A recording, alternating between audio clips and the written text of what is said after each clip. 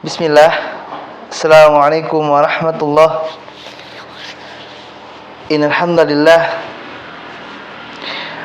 nahmaduhu wa nasta'inuhu wa nastaghfiruh wa na'udzu billahi min syururi anfusina wa min sayyiati a'malina. Man yahdihillahu fala mudilla lahu wa man yudlil fala hadiyalah. Asyhadu an la ilaha illallah wahdahu la syarikalah wa asyhadu anna Muhammadan abduhu wa rasuluh sallallahu alaihi wa ala alihi wa ashabihi wa man tabi'ahum bi ihsanin ila yaumiddin wa ba'du. Pemirsa Akhyar TV dimanapun berada, di pertemuan kali ini kita akan kembali melanjutkan kajian dari kitab atau dari buku Panduan Ibadah Ramadan dan Hari Raya. Di buku ini, di kitab ini, kita hanya fokus pada bab terakhirnya, yaitu di bab tentang ensiklopedia hari Jumat, yakni bab yang menjelaskan semua hal yang berkaitan dengan hari Jumat. Di pertemuan yang lalu kita sudah membahas tentang keutamaan hari Jumat. Dan di pertemuan kali ini kita akan kembali melanjutkan bab selanjutnya, subbab selanjutnya dari kemarin poin A tentang keutamaan hari Jumat, maka poin selanjutnya tentang poin B, yakni amalan di hari Jumat. Ini tentu sesuatu yang kekayaan yang harus kita pahami agar kita tahu apa saja yang harus kita pahami tentang hari Jumat. Kemudian kita juga harus tahu apa saja yang harus kita lakukan di hari Jumat. Baik, dari keutamaan hari Jumat yang telah kita pelajari di pertemuan sebelumnya, kita akan mengkaji tentang amalan-amalan yang bisa kita kerjakan di hari Jumat. Pertama, di antara amalan di hari Jumat, yakni membaca surah As-Sajdah dan surah Al-Insan dalam salat subuh. Amalan yang pertama yang bisa dikerjakan oleh setiap muslim pada hari Jumat, khususnya di pagi hari Jumat, yakni membaca surah As-Sajdah dan surah Al-Insan dalam salat subuh di pagi hari Jumat. Sebagaimana sahabat Abdullah bin Abbas radhiyallahu anhuma berkata bahwasanya Nabi sallallahu alaihi wasallam ketika mengerjakan salat subuh pada hari Jumat, beliau membaca Alif Lam Mim Tanzil, maksudnya adalah surah As-Sajdah, dan hal ata 'alal insani hinum minad dahri, yakni maksudnya adalah surah Al-Insan. Hadis ini riwayat Imam Muslim nomor hadis 1454. Sebetulnya terkait dengan surah-surah dalam salat ini berlaku bukan hanya untuk imam, tapi berlaku juga untuk salat yang sendirian atau munfarid. Misalkan contoh kita sebagai laki-laki, qadarullah misyafal telah salat subuh di masjidnya karena sebab-sebab syar'i lainnya mungkin, atau sudah kondisi yang kurang sehat sehingga salatnya di rumah, atau bagi seorang wanita, seorang istri misalkan yang dia memang seutama-utama salat bagi seorang wanita, kata Nabi SAW, adalah di rumahnya, sehingga dia tidak bisa berjamaah atau dia mungkin tidak bisa berjamaah dengan wanita-wanita yang lain, maka ketika dia salat sendiri maka disunahkan juga membaca surah ini. Memang surahnya agak panjang, tapi bagi kaum muslimin yang sudah paham dan sudah hafal, silakan bisa mengamalkan surah ini, dan sebaiknya satu surah utuh. Jadi sebaik-baik bacaan dalam sebaik-baik bacaan dalam salat adalah ketika kita membaca surah dalam Al-Quran satu surat utuh, meskipun pendek, karena itu mengandung suatu kalimat makna yang lengkap yang tercantum dalam satu surah. Meskipun boleh juga dipotong-potong asalkan di tempat atau di ayat yang sesuai. Layaknya sebuah kalimat dalam bahasa Indonesia ada namanya kalimat, ada katanya ada istilah paragraf. Jangan sampai ayat-ayat yang kita baca mengandung ayat-ayat yang memotong paragraf makna dari surah tersebut. Tapi secara umum Surah As-Sajdah dan surah Al-Insan ini boleh dibaca oleh siapapun, baik salat berjamaah ataupun salat sendirian, oleh laki-laki ataupun perempuan. Dan ini untuk salat subuh ya. Dan ini salat subuh. Karena sebetulnya ada kitab khusus tentang pembahasan surah-surah yang biasa dibaca oleh Nabi SAW di dalam salatnya. Ada. Di antaranya misalkan dalam salat maghrib membaca surah Al-Kafirun, kemudian membaca surah Al-Ikhlas, kemudian ketika salat Isya membaca surah Al-Ala, kemudian sebagaimana salat subuh membaca surah As-Sajdah misalkan. Tapi ini adalah amalan sunnah, sehingga bagi kita yang mungkin qadarullah masyaallah belum hafal, maka boleh membaca surah-surah yang lainnya, sehingga tidak mempengaruhi kepada kesahan salat tersebut. Tapi ini berkaitan dengan keutamaan, pahala yang kita bisa dapatkan dalam salat tersebut. Kemudian selanjutnya amalan yang kedua, yakni kita bisa membaca surah Al-Jumu'ah dan Al-Munafiqun, atau surah Al-A'la dan surah Al-Ghasyiyah dalam salat Jumat. Kalau ini berlaku untuk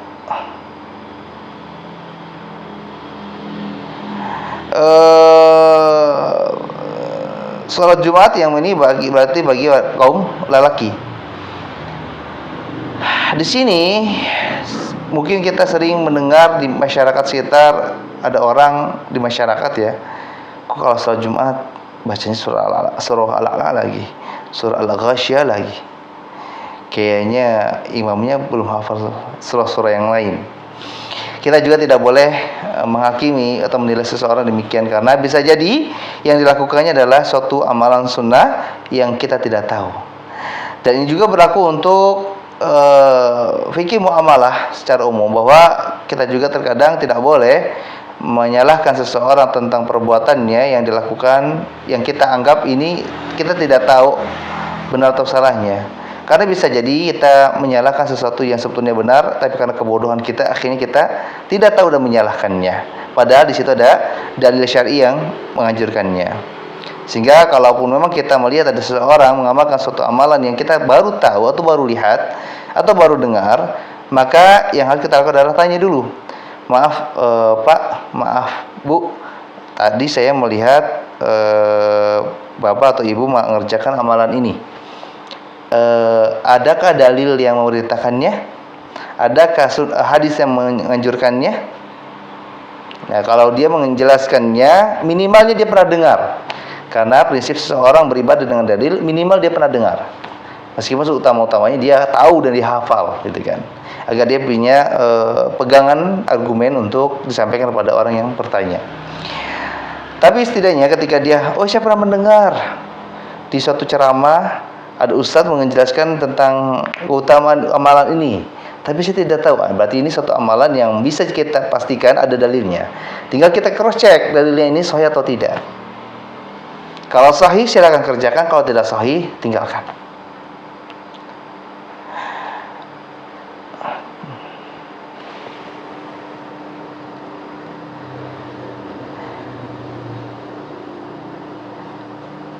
Terkait tentang membaca surah Al-Jumu'ah, surah Al-Munafiqun, atau surah Al-A'la dan surah Al-Ghasyiyah di hari Jumat, sebagaimana sahabat Abdullah bin Abbas radhiyallahu anhu berkata, dan dalam salat Jumat beliau membaca surah Al-Jumu'ah dan surah Al-Munafiqun. Dan ini tidak berlaku untuk salat zuhur ya. Jadi kita yang tidak bisa mengerjakan salat Jumat tidak membaca surah-surah ini, apalagi meyakini ini suatu amalan sunnah. Kalau kita membaca secara umum boleh, tapi kalau meyakini sebagai amalan sunnah sebagaimana salat Jumat ini juga tidak boleh, karena ketika kita menetapkan sesuatu yang tanpa dalil, ini bisa masuk dalam perkara bid'ah. Tapi kalau kita melakukannya secara umum berkaitan dengan dalil yang sifatnya umum, maka boleh-boleh saja asalkan tidak meyakini ini sebagai amalan yang khusus. Wallahu a'lam.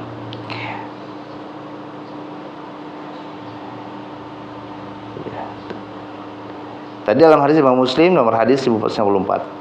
Dan selanjutnya terkadang juga Rasulullah SAW membaca surah Al-A'la dan surah Al-Ghasyiyah dalam salat Jumat. Sebagaimana sahabat Nu'man bin Bashir radhiyallahu anhu berkata, Rasulullah SAW biasa membaca surah Al-A'la dan surah Al-Ghasyiyah dalam salat 2 hari raya dan salat Jumat. Apabila salat Id bertepatan dengan hari Jumat, maka beliau juga membaca 2 surah tersebut dalam kedua salat tersebut. Hadis riwayat Muslim nomor hadis 4452. Khususnya surah Al-Alaq dan surah Al-Ghasyiyah, dia juga bisa diamalkan bukannya di hari raya, yakni di hari Jumat. Karena hari Jumat juga ingat termasuk dari hari rayanya umat Islam. Karena hari raya umat Islam memiliki 3. Umat Islam memiliki 3 hari raya, yakni pertama hari Idul Fitri, kemudian Idul Adha, dan yang ketiga hari Jumat. Dan surah Al-Alaq dan Al-Ghasyiyah ini satu paket yang bisa kita amalkan di salat Jumat dan di surah Idain, di salat Id, Idul Fitri ataupun Idul Adha. Ini berkaitan dengan hari raya umat Islam. Kemudian amalan yang ketiga yang bisa dilakukan oleh setiap muslim adalah membaca surah Al-Kahfi.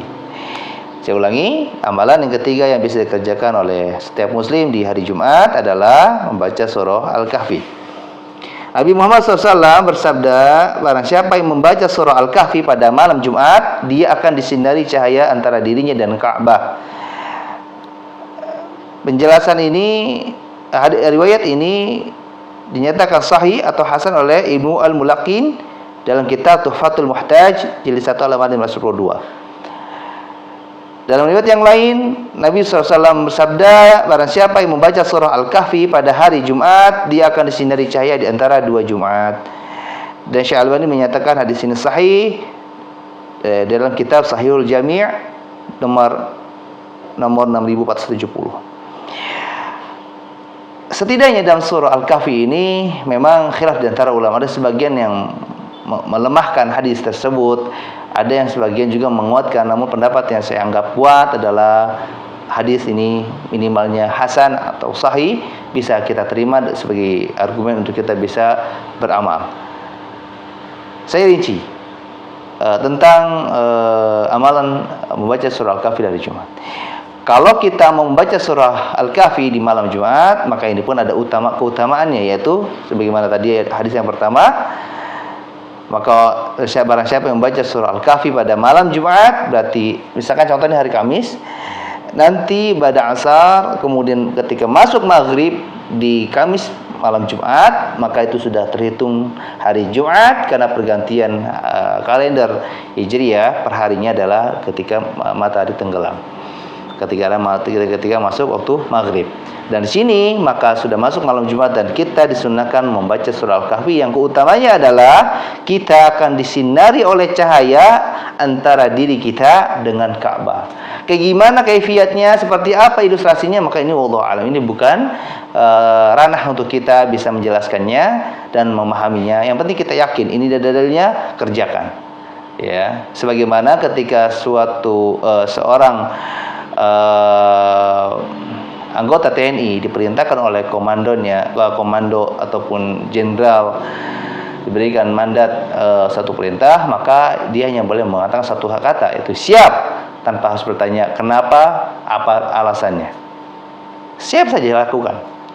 Ya, selama ada dalil yang memerintahkan, menganjurkan, tugas kita mengiyakan dan mengerjakan tanpa harus menanyakan. Itu jika dalil yang menjadi landasannya adalah sahih atau hasan, atau minimalnya bisa diterima. Kalau dhaif atau lemah, maka tidak bisa menjadi alasan untuk kita bisa melakukannya dan kita tinggalkan saja.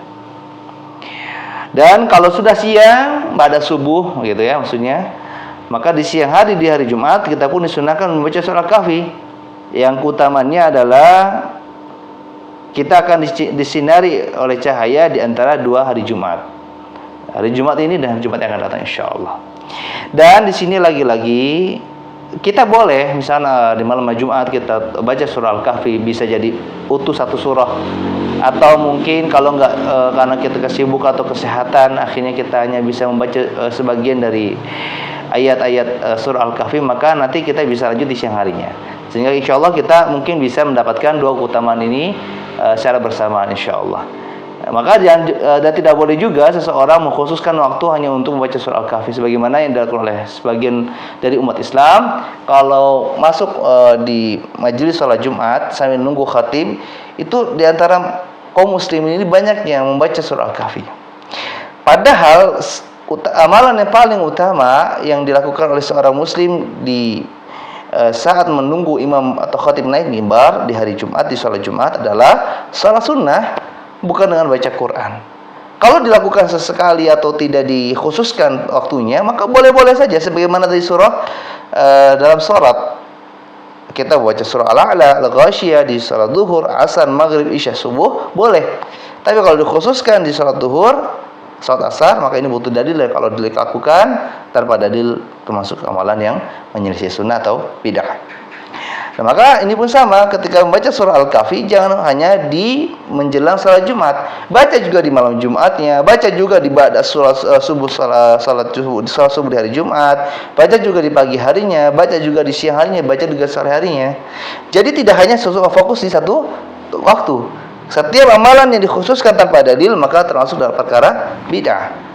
Jadi ini pun sebagai pelajaran buat para penuntut ilmu yang sudah belajar, jangan hanya mengklaim pada kaum muslimin yang melakukan amalan-amalan yang nyata jelas menyelisih sunnah sebagaimana kebiasaan masyarakat, kita klaim sebagai bid'ah, ini tidak sesuai sunnah, tapi ternyata kita juga lupa banyak amalan-amalan yang kita khususkan padahal tidak ada dalil yang mengkhususkannya, sehingga ini masuk dalam perkara bid'ah yang harus kita hindari.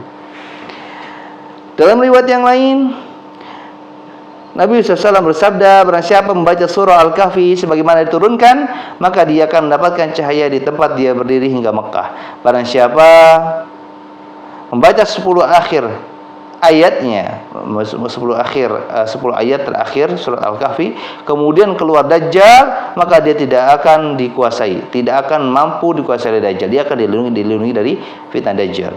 Barang siapa yang berwudu lalu dia ucapkan subhanakallahumma wa bihamdika la ilaha illa anta astaghfiruka wa atubu ilaik, yang artinya maha suci Engkau ya Allah, segala pujian untukmu, tidak ada sesembahan yang berhak disembah dengan benar selain Engkau. Aku senantiasa memohon ampunan dan bertobat kepadamu, maka akan dicatat untuknya di kertasnya dan dicetak sehingga tidak akan luntur hingga hari kiamat. Syalbani menyatakan hadis ini sahih dalam kitab Al-Hadis As-Sahihah nomor 2091. Hadis ini cukup kompleks, cukup panjang, tapi di sini ada penekanan tentang barang siapa yang membaca surah Al-Kahfi sebagaimana diturunkan dari awal sampai akhir, tidak diubah-ubah. Makanya saya katakan tadi sebaik-baik baca surah adalah dari awal hingga akhir utuh, tidak dipotong-potong. Kemudian dia akan mendapatkan keutamaan, dia akan diberikan cahaya dari tempat dia berdiri, maksudnya di tempat dia membaca Al-Quran tersebut hingga Mekah. Dan barang siapa membaca 10 ayat terakhir dari surah Al-Kahfi, maka dia akan dilindungi dari fitnah Dajjal. Ala kulli hal, surah Al-Kahfi ini memiliki banyak keutamaan. Terkhusus waktunya memang hanya di hari Jumat. Meskipun surah Al-Kahfi boleh dibaca di hari-hari yang lainnya, tapi khusus di hari Jumat ada pahala yang sangat melimpah yang Allah berikan. Anggaplah sebagaimana ketika di minimarket. Kita boleh belanja ke minimarket hari apapun, tapi khusus di hari Jumat ada diskon besar-besaran, ada special price, harga khusus yang tidak diperuntukkan untuk konsumen selain di hari Jumat. Itu kira-kira yang bisa kita pahami. Dan amalan yang keempat yang bisa dikerjakan oleh setiap muslim di hari Jumat adalah banyak bersolawat. Ini amalan yang sering dilupakan oleh sebagian besar dari umat Islam. Ketika di rumah, ketika di jalan, ketika di kendaraan, ketika di kantor, ketika di tempat jualan, ketika di aktivitas lainnya, mulut kita ini seolah-olah berat mengucapkan lafaz salawat. Nabi Muhammad SAW bersabda, "Man shalla 'alayya wahidatan, sallallahu alaihi ashran." Barang siapa bersalawat kepadaku satu kali, maka Allah akan bersalawat kepadanya 10 kali. Hadis riwayat Imam Muslim nomor hadis 616. Dalam riwayat yang lain, Nabi SAW bersabda, "Perbanyaklah membaca salawat untukku di hari Jumat, karena salawat umatku ditunjukkan kepadaku setiap hari Jumat. Barang siapa yang paling banyak salawatnya untukku, maka dia adalah orang yang paling dekat kedudukannya denganku." Syalbani menyatakan hadis ini hasan di ghairihi dalam kitab Sahih At-Targhib nomor 1673. Kata Nabi, memberikan perintah untuk kita bahwa perbanyaklah salawat untukku di hari Jumat. Karena kebiasaan salawat umatku ini ditunjukkan kepadaku setiap hari Jumat. Kalau dalam kaidah usul fikih, al-amru lil wujub, adanya perintah menunjukkan adanya suatu kewajiban. Nabi merintahkan untuk kita bersalawat. Berbanyaklah salawat. Siapa saja yang paling banyak salawatnya untukku, siapa saja yang bersalawat untukku paling banyak, maka dia adalah orang yang paling dekat kedudukannya denganku. Artinya siapapun di antara kita yang ingin berada di posisi paling dekat dengan Nabi Sallallahu Alaihi Wasallam di akhirat nanti, maka berbanyaklah salawat. Sebagaimana barang siapa yang ingin berbelanja gratis di minimarket ini, kumpulkan poin belanjanya, lalu ditukarkan, maka akan mendapatkan harga khusus. Dan apalagi ini periodenya terbatas, hanya hari Jumat. Sudah mah dengan salawat yang kita baca untuk Rasulullah SAW, untuk keluarganya, untuk sahabat-sahabatnya radhiyallahu anhum, satu kali kita salawat, Allah bersalawat untuk kita sebanyak 10 kali. Satu kali salawat yang kita baca itu menjadi sebab kita bisa semakin dekat dengan Rasulullah Sallallahu Alaihi Wasallam. Gimana perasaannya ketika kita berada di posisi terdekat dengan sosok yang kita gemari? Kita ngefans sama seseorang, kemudian kita tatap muka saja, itu gemetarnya bukan main.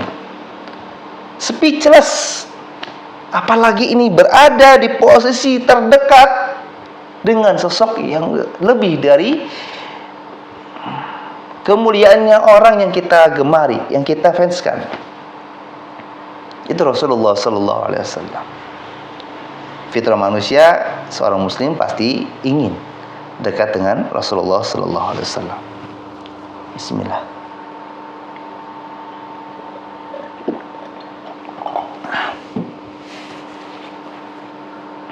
Kemudian riwayat yang lain, kata Nabi SAW, sesungguhnya di antara hari-hari kalian yang paling utama adalah hari Jumat. Pada hari itu Adam diciptakan, pada hari itu beliau wafat, pada hari itu juga ditiup sangkakala, dan pada hari itu juga mereka pingsan. Maka perbanyaklah salawat kepadaku, karena salawat kalian akan disampaikan kepadaku. Sahabat Aus bin Aus radhiyallahu anhu berkata, para sahabat bertanya, wahai Rasulullah, bagaimana mungkin salat kami bisa disampaikan kepadamu sementara engkau telah wafat? Atau mereka, ini para sahabat berkata, telah hancur menjadi tulang tentang kondisi tersebut. Lalu beliau sallallahu alaihi wasallam bersabda, sesungguhnya Allah Azza wa Jalla mengharamkan bumi untuk memakan jasad para nabi. Hadis riwayat Abu Dawud nomor hadis 883. Kata Nabi, hari-hari yang kalian miliki, yang paling utama yang kalian miliki adalah hari Jumat. Dari hari Ahad hingga hari Sabtu, yang paling utama adalah hari Jumat. Siapa yang menyatakan? Nabi Sallallahu Alaihi Wasallam. Karena pada hari Jumat Allah menciptakan Adam. Pada hari Jumat juga Allah wafatkan Adam.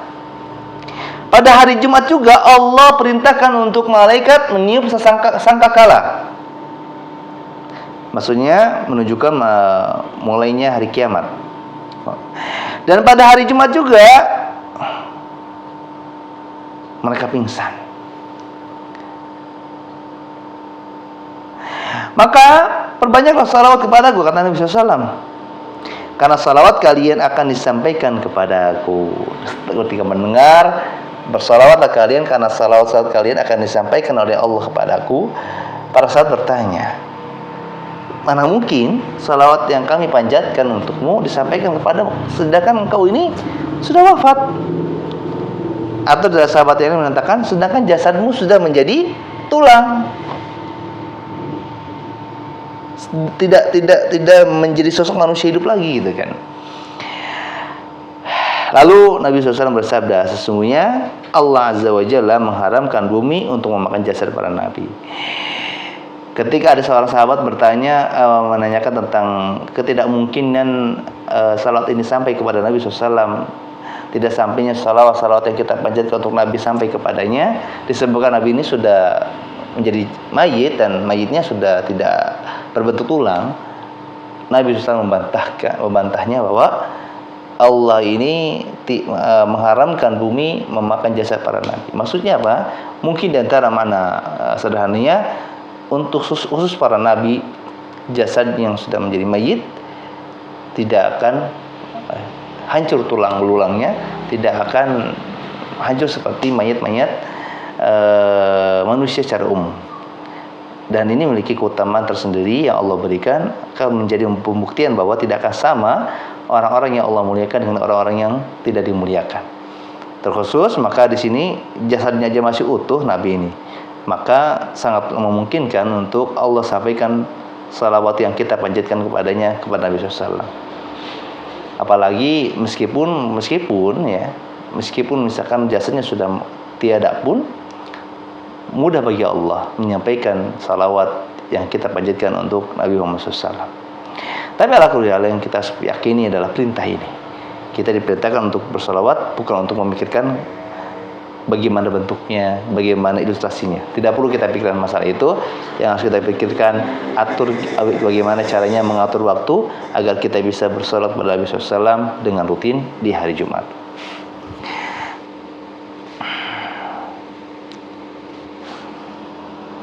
Kemudian di antara lafaz-lafaz salawat yang disunahkan untuk dibaca oleh setiap muslim yang ingin bersalawat di hari Jumat, pertama, lafaz salawat dari sahabat Abu Humaid As-Sa'idi radhiyallahu anhu. Lafaz salawatnya adalah Allahumma salli ala Muhammadin wa azwajihi wa dhurriyyatihi kama shallaita ala ali Ibrahim wa barik ala Muhammadin wa azwajihi wa dhurriyyatihi kama barakta ala Ibrahim innaka Hamidun Majid. Yang artinya dan sebagaimana salawat tersebut dijelaskan dalam hadis, sahabat Abu Humaid As-Sa'idi radhiyallahu anhu bercerita bahwa mereka para sahabat radhiyallahu anhum berkata, "Wahai Rasulullah, bagaimana caranya kami bersalawat kepada Engkau?" Maka Rasulullah sallallahu alaihi wasallam bersabda, "Ucapkanlah, ya Allah, berilah salawat kepada Muhammad, kepada istri-istrinya dan anak keturunannya, sebagaimana Engkau telah memberi salawat kepada keluarga Ibrahim, dan berilah barakah kepada Muhammad, kepada istri-istrinya dan kepada anak keturunannya, sebagaimana Engkau telah memberikan barakah kepada keluarga Ibrahim. Sesungguhnya Engkau Maha terpuji dan Maha mulia." Hadis riwayat Imam Bukhari nomor hadis 3118.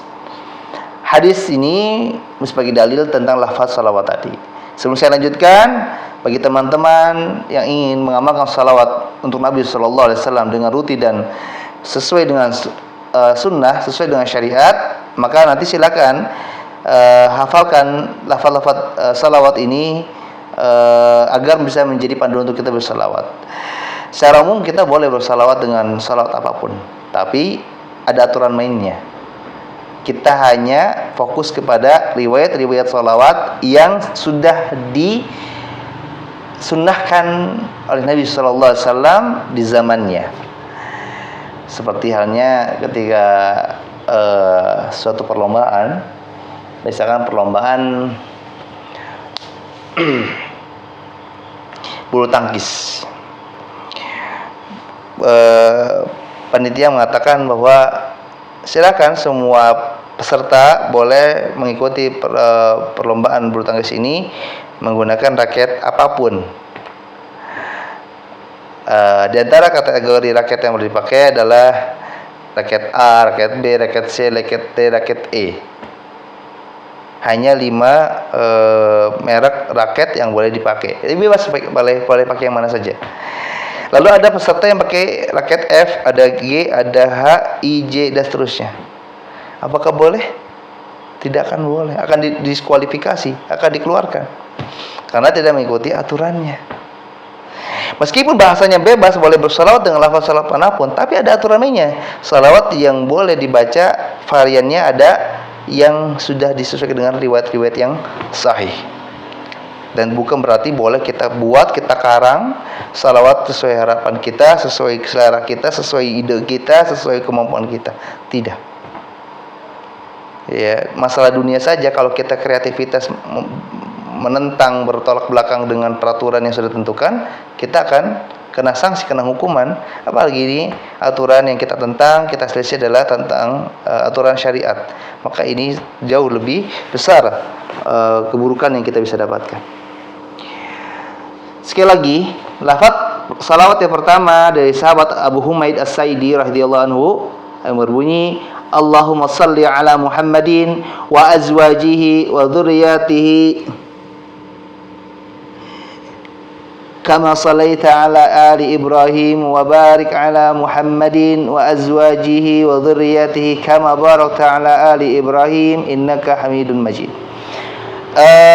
Para pemirsa yang mungkin belum memiliki buku panduan ibadah Ramadan Hari Raya, silakan nanti mungkin bisa dicari di halaman Facebook Abu Humairah Muhammad Fadli atas nama saya. Cari artikel tentang adab di hari Jumat. Di situ ada kutipan materi isi dari buku tersebut yang sudah saya arahkan untuk dipasang di fanpage tersebut agar memudahkan pemirsa atau kaum muslimin membacanya. Kemudian lafaz salawat yang kedua adalah lafaz salawat dari sahabat Ka'ab bin Ujrah radhiyallahu anhu. Bunyi lafaz kalimatnya adalah Allahumma salli ala Muhammadin wa ala ali Muhammadin kama sallaita ala Ibrahim wa ala ali Ibrahim innaka Hamidun Majid. Allahumma barik ala Muhammad wa ala ali Muhammad kama barakta ala Ibrahim wa ala ali Ibrahim innaka Hamidun Majid. Sebagaimana sahabat sebagaimana Abdurrahman bin Abi Laila rahimahullah bercerita, Ka'ab bin Ujrah radhiyallahu anhu menemuiku lalu berkata, maukah kamu aku hadiahkan suatu hadiah yang aku mendengarnya dari Nabi sallallahu alaihi wasallam? Lalu aku menjawab, ya, hadiahkanlah kepadaku. Lalu dia berkata, kami pernah bertanya kepada Rasulullah SAW, wahai Rasulullah, bagaimana caranya kami bersalawat kepada tuan-tuan kalangan Ahlul Bait? Sementara Allah telah mengajarkan kami tentang cara menyampaikan salam kepada kalian.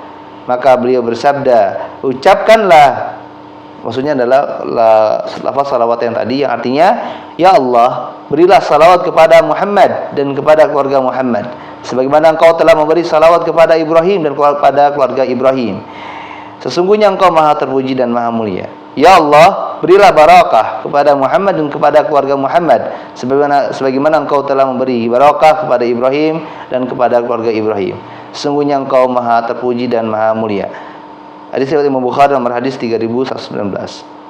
Saya ulangi, lafaz kalimat salawatnya adalah Allahumma salli ala Muhammadin wa ala ali Muhammadin kama sallaita ala Ibrahim wa ala ali Ibrahim innaka Hamidun Majid. Allahumma barik ala Muhammad wa ala ali Muhammad kama barakta ala Ibrahim wa ala ali Ibrahim innaka Hamidun Majid.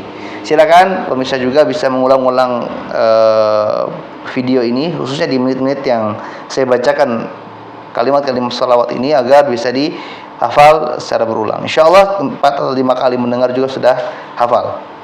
Dan ingat, dengan adanya beberapa varian salawat yang berdasarkan hadis sahih ini, kita harus benar-benar hafal. Oh, salawat yang pertama lafadznya begini, salawat yang kedua begini, salawat yang ketiga begini. Jangan sampai kita akhirnya karena nggak hafal atau nggak kuat hafalan yang kita miliki tentang salawat ini, akhirnya yang kita baca di mix, kita campur aduk. Kita baca salawat yang pertama, malah di pertengahan kita campur dengan salawat yang kedua. Karena ada persamaannya, seperti contoh di salawat yang pertama kita cukup membaca wa barik ala Muhammad, tapi di salawat yang kedua kita membacanya Allahumma barik ala Muhammad. Jadi sesuai pasangannya. Kalau salawat yang pertama pasangannya sudah jelas, salawat yang kedua pasangannya sudah jelas, jadi gabung. Karena kalau digabung khawatir nanti malah ujung-ujungnya menyelisih sunnah, dan ini tidak layak bagi dilakukan seorang muslim. Kemudian tadi riwayat Imam Bukhari ya, nomor hadis 3119. Salawat yang ketiga dari sahabat Abu Mas'ud Al-Ansari radhiyallahu anhu. Bunyi salawatnya adalah Allahumma salli ala Muhammad wa ala ali Muhammad kama sallaita ala Ibrahim. Saya ulangi, Allahumma salli ala Muhammad wa ala ali Muhammad kama sallaita ala ali Ibrahim wa barik ala Muhammad wa ala ali Muhammad kama barakta ala ali Ibrahim fil alamin innaka Hamidum Majid. Ini beda lagi akhirnya. Sebagaimana sahabat Abu Mas'ud Al-Ansari radhiyallahu anhu bercerita, Rasulullah SAW mendatangi kami sedangkan kami berada dalam majelis Sa'ad bin Ubadah. Maka Bashir bin Sa'ad berkata kepadanya, Allah memerintahkan kami untuk mengucapkan salawat atasmu, wahai Rasulullah. Lalu bagaimana cara bersalawat atasmu? Di sini Bashir bin Sa'ad bertanya, kami ini para sahabat sudah diajarkan untuk bersalawat kepadamu ketika masih hidup. Lalu nanti bagaimana caranya kami bersalawat kepadamu atau bersalawat atasmu ketika engkau sudah wafat? Karena mereka menganggap ini satu hal yang berbeda. Mungkin kalau wafat ketika masih hidup cara bersalawatnya begini, tapi mungkin bisa jadi ketika sudah wafat cara bersalawatnya berbeda. Maka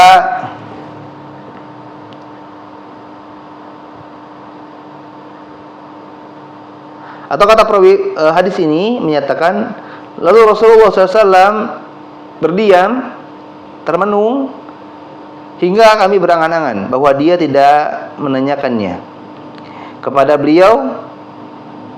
Kemudian Rasulullah SAW bersabda, katakanlah, ya Allah, berilah salawat atas Muhammad dan keluarga Muhammad sebagaimana engkau memberi salawat atas keluarga Ibrahim, dan berilah keberkahan atas Muhammad dan keluarga Muhammad sebagaimana engkau memberikan keberkahan pada keluarga Ibrahim di dunia.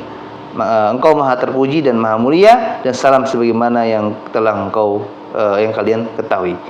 Hadits riwayat Imam Muslim nomor hadis 913. Maksud dari perintah Nabi SAW di hadis ini, kalau engkau memang nanti ingin bersalawat atasku ketika aku sudah wafat, maka bacalah salawat ini. Ya, ini salawat yang ketiga tadi. Saya ulangi kalimat salawatnya. Allahumma salli ala Muhammad wa ala ali Muhammad kama sallaita ala ali Ibrahim wa barik ala Muhammad wa ala ali Muhammad kama barakta ala ali Ibrahim fil alamin innaka Hamidun Majid.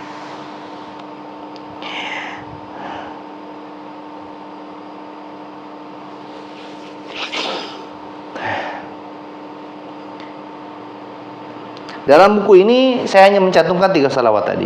Maka sebagai pelajar sekali lagi, kalau kita ingin bersalawat untuk Nabi Muhammad SAW khususnya di hari Jumat, meskipun boleh juga bersalawat di hari-hari selain hari Jumat, maka gunakan salah satu di antara 3 salawat ini.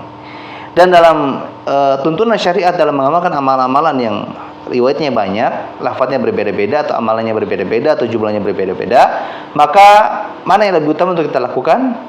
Maka bagaimana dijelaskan oleh Imam Bukhari rahimahullah, maka lakukanlah semuanya. Maksudnya terkadang kita bersalawat dengan salawat yang pertama, mungkin nanti siangnya kita bersalawat dengan salawat yang kedua, kita kemudian sorenya membaca salawat yang ketiga, atau dibalik pun boleh, asalkan kita membaca salawat dari 3 jenis salawat tersebut. Tidak boleh membuat-buat sendiri, berkreasi sendiri tentang salawat yang diamalkan. Harus mengikuti tuntunan kalau ibadah yang kita akan lakukan ingin diterima oleh Allah Azza wa Jalla. Apakah bisa ketika kita bekerja di pabrik, kemudian pabrik ini memproduksi makanan, komposisi sudah jelas, lalu kita modifikasi sendiri, kita tidak mengikuti aturan yang disampaikan oleh pihak HRD, oleh pihak leader, dan itu merupakan menyelisih perintah dari atasan, kemudian konsekuensinya pasti hasilnya berbeda, rasanya berbeda. Apa hasilnya? Kita akan dipecat, kita akan dimarahi, kita akan dihukum, langsung SP3 mungkin. Gak bisa main-main. Produk di dunia saja kalau tidak mengikuti aturan gagal, tidak bisa dinikmati. Apalagi ini yang skalanya lebih besar, itu tentang akhirat. Tentu ini bukan perkara yang ringan untuk kita permainkan.